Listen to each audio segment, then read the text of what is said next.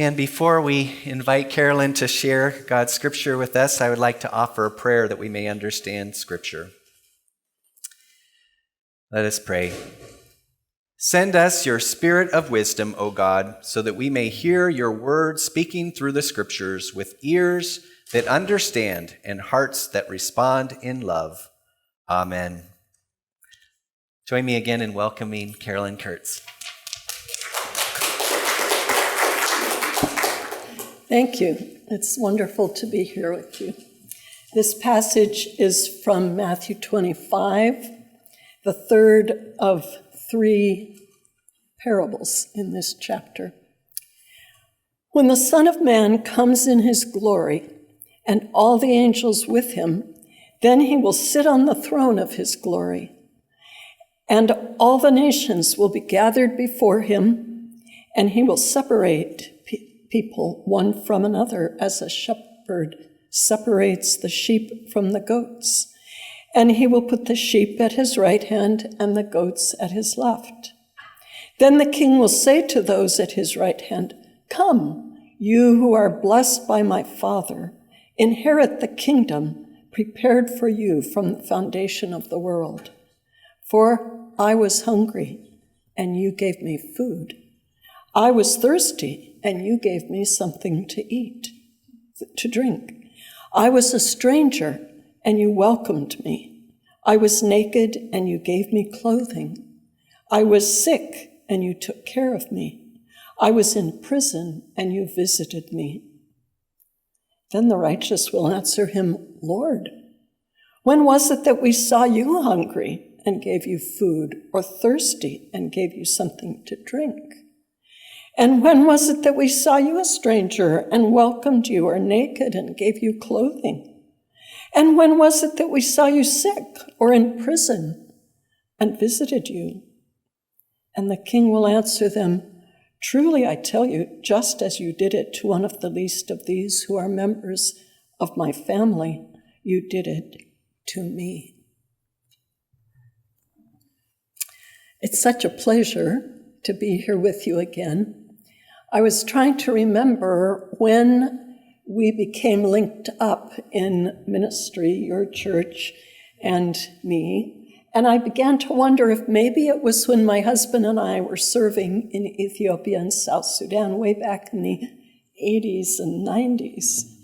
But I do remember coming and visiting with you, meeting with your mission committee, talking about projects in Ethiopia and partnerships with our sister denomination in Ethiopia, at which time Chuck Zikifus and Alan and Shirley Kolb decided to travel with me to Ethiopia. And we have had a strong connection ever since. You have supported many, many mission projects in Ethiopia. You took Talile Fikru under your arm and saw her through seminary and into her own ministry with her mostly Muslim people. And now you have continued to encourage and support the work that I'm doing in Maji. So thank you for many, many years of service, and thank you for welcoming me back here today. So I chose a parable for this morning's text.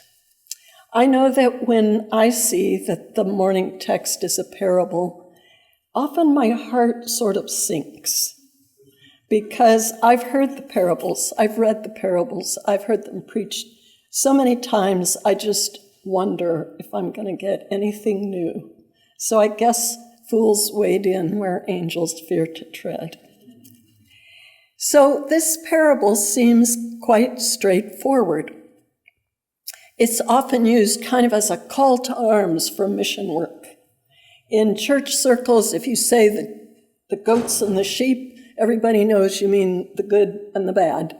If people say the least of them in a church, everybody knows you're talking about charitable ministries coming from this proverb. It's almost become like an idiom.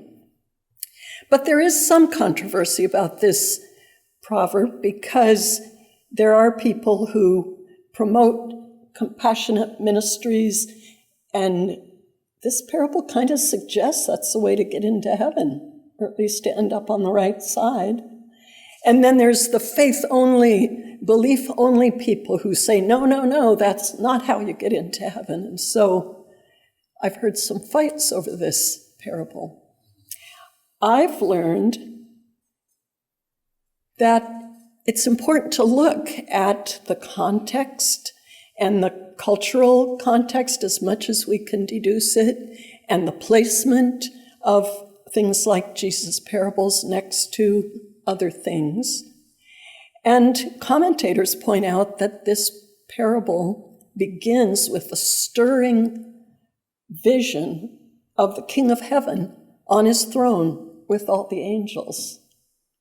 So that's kind of an interesting place to start for a parable about charitable works. Why do we need all that pomp and circumstance if it's just a teaching about giving? And isn't it interesting that the verse after the end of this parable says, and Jesus told his disciples, we're going for the Passover to Jerusalem, and I will be arrested and crucified. And the next verse after that says that the religious leaders began to plot how to arrest and kill Jesus. So that placement, the beginning and the end of that passage, seemed to me that we should pay attention to it. It almost feels like this parable, or the collection of those three, was kind of like a last straw for the religious leaders of Jesus' time. How can that be about something so straightforward? It turns out I've learned recently that parables work kind of like jokes, not because they're supposed to be funny, but a parable, like a joke, turns on a surprise. I had to chuckle as there have already been several surprises in this church service. So a joke and a parable makes you kind of jump. You burst out laughing when the unexpected last line of a joke comes along. And with a parable, there's kind of a reaction like, wait, what? We've heard them so much now, if we've grown up in the church, that mostly we don't react that way. But if you look, you can see that Jesus' first hearers often did. There was some shock. There was some startled reaction to people listening to the parables. So when I started looking at this parable more deeply, I wanted to see, what is the surprise here?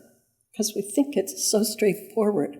Where's the surprise? So I was reading, and all of a sudden I was like, duh, the surprise is all the surprise.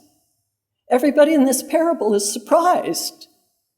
Well, why should they be so surprised? You almost get the picture that on the right hand of God, people are milling around saying, wait a minute, how did we end up here? And people on the left side are saying, whoa, aren't I supposed to be over there? Nobody quite knows why they ended up where they ended up, which suggests that it's not just a parable about giving alms in early Judea. And if it was supposed to just be about that, why didn't Jesus just say, be gracious, give alms, help the people who are vulnerable? He wasn't above giving commandments. He told the rich young ruler, go out and sell everything that you have. But this parable is kind of complicated. And for one thing, there is so much repetition. There are short parables where Jesus goes pithy and right to the point, but this one, you saw me this way and you did this. You saw me this way and you did this. You saw me this way, you saw me this way. And then the people respond, when did we see you this way and do this? When did we see you that way and do this? It kind of goes on and on and on. For a writer like me, I'm like, he needs an editor, But again, maybe that's significant. And as I read it and read all these repetitions, I began to see the word saw. You saw me. You saw me. You saw me. And I thought of all the times in the Bible that people were in the presence of God and did not recognize it. There's Abraham, who did not recognize the angels who came to him. There's Moses, who didn't recognize that he was on holy ground. There's the disciples, didn't recognize Jesus walking on the water. Mary didn't recognize Jesus in the garden. And the disciples on the way to Emmaus walked for hours with Jesus, explaining scripture to them, and didn't recognize him. So it seems to me that there's something there about recognizing, about seeing the God of heaven, the King of heaven, the God who created the earth, the God who loves these children who are suffering. It reminded me of the chorus, "Open the eyes of my heart, Lord," that Jesus is maybe inviting us, inviting them to look more deeply at what is going on in the transactions of these acts of mercy. Because it doesn't say, "It's as if you did this to me," or "do it for my sake." It says, "You do it to me." In some versions, "You do it for me." And I think we're being invited, especially we from a very scientific and material-oriented culture, to notice that the material and the holy intersect. They often intersect. And we need to be tuned to that. We need to watch for it. We need to notice. Otto Marcos, who is the manager of the Maji Development work I do, recently kind of pointed me in that direction. He was talking about a big water project that we're just completing. Very complicated. It got very delayed with lots of hurdles, and now suddenly it's almost done. And he said to me, "To us, MDC is like a miracle." He has sent me just this last week interviews from people who are standing by the running water that has come to their villages. For the first time ever, they've had to walk up into the mountains to get water. Now it's coming down where they live, and it's clean. And he's interviewed people, and people have thanked us and have thanked you in their own language in the interview. But more than that, they have thanked God for you. You have been on holy ground to them, halfway around the world in Ethiopia. And Marcos knew that I was going to be speaking in several churches this fall, and he said, "Please thank the people for me." But he said, especially thank the churches. Thank the churches for being involved in this work. I'm going to show you just a few photos from this project so that you can see the holy ground that you have been walking on in Ethiopia. The women have been walking up into the forest from an area down below where the water runs off and there is no water table. They walk up, they collect water in 5-gallon jerry cans, and they carry it home. This woman obviously is going to be carrying her child as well as about 40 pounds of water. And it's at least an hour's walk, which is what they were telling me in those interviews. Go ahead. You can't really tell from this photo, but it's a steep area. And they are walking uphill to get the water and then downhill, which could be even worse for your knees, back home. Again. as I mentioned, there have been a lot of hurdles. This has been a coalition, a collaboration with local officials and our nonprofit and local workers. The job of the officials of the area has been to improve the road, which you can see was badly needed. Go ahead. So when the road finally got repaired, sand could be delivered, bags of cement could be delivered, and the spring that had been trampled by cattle got protected by this cement structure that kind of collects all the water and then pours it out clean. Again. They built a reservoir. Local people carried the stone for this reservoir and brought it to the professional masons to collect and protect the water. Again. Your love, sent to Ethiopia in the form of American dollars, allowed us to buy 5 miles of pipe to carry the water down the hillside from these springs by gravity, so there's no parts to break, and it was unspooled along the road. And what happened next is the men of the communities dug 5 miles of trenching to bury the pipes. So there is sweat equity, there is commitment, there is ownership in this project from every direction. And people are incredibly grateful to have clean water for the first time in their lives. I have one last photo. Go ahead.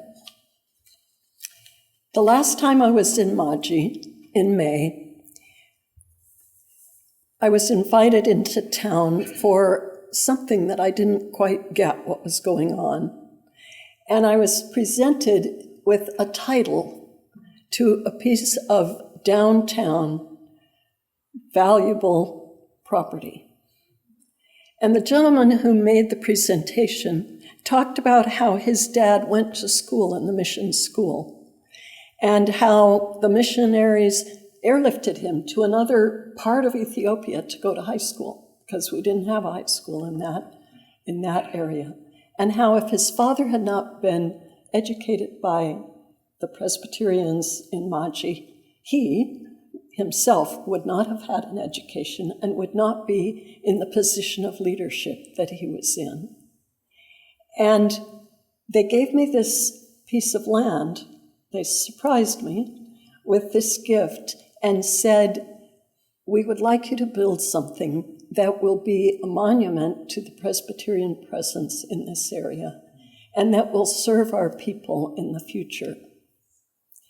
Because actually, strange as it may sound, the only foreigners who have ever come to Maji to live with the people and serve them and then keep coming back have been Presbyterians. So people's lives have been changed by what you have done in your partnership with me and with the Presbyterian Church, way back to where my parents began, where I went back, and where I keep going back. And people now refer to me as a daughter of Maji and have asked me to leave something behind when I can no longer keep coming back. So people's lives have been changed by what you've done, and I want you to remember it isn't just in the physical world. There's been holy ground there from what you've done. You have been part of a ministry that has a physical side and a spiritual side, and they meet there in people's hearts. And we all have the opportunity, day by day, in our mundane physical lives, to open our eyes and see when and where and how often we actually are on holy ground. Thank you.